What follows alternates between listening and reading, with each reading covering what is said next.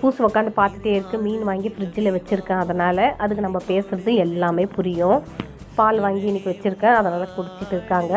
நாய் பூனை வீட்டாண்ட வந்தால் ஒரு வேளை சாப்பாடு போட்டு அனுப்புறது ரொம்பவே நல்லது. இன்றைக்கி கடலை குருமா செய்யலாம்னு சொல்லிட்டு ரெடி பண்ணிட்டேன். கடலை ஊற வச்சு எடுத்து வச்சுருக்கேன்.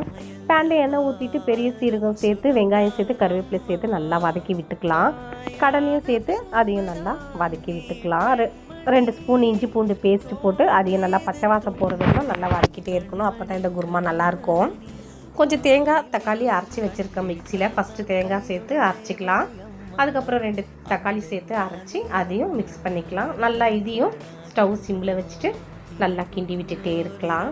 வீட்டு மிளகா பொடி, கொஞ்சம் கரம் மசாலா, கொஞ்சம் சால்ட் சேர்த்து நல்லா வதக்கி விட்டுட்டே இருக்கலாம். வேறு மசாலாலாம் எதுவும் தேவைப்படாது. நல்லாயிருக்கும், இந்த மாதிரி செஞ்சு பாருங்கள். கொஞ்சம் குருமான்றதுனால கொஞ்சம் தண்ணி விட்டுக்கலாம். நல்லாயிருக்கும், கெட்டியாக இருந்தால் தான் நல்லாயிருக்கும். இது இட்லி, தோசை, களி, சப்பாத்தி இதுக்கெல்லாம் யூஸ் பண்ணாக்கா நல்லாயிருக்கும்.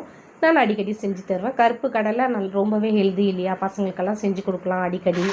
நாங்கள் அடிக்கடி செஞ்சு கொடுப்போம். நீங்களும் ட்ரை பண்ணி பாருங்கள், பார்த்துட்டு கமெண்ட்டில் சொல்லுங்கள். இன்றைக்கி நான் தோசைக்கு தான் இது ரெடி பண்ணிட்டேன், இந்த கடலை குருமாவை. நான் ஏற்கனவே வீடியோ போட்டிருக்கேன். உங்களுக்கு ரொம்ப லென்த்தாக பார்க்கணுன்னா என்னுடைய சேனலில் போய்ட்டு பார்த்துக்கோங்க.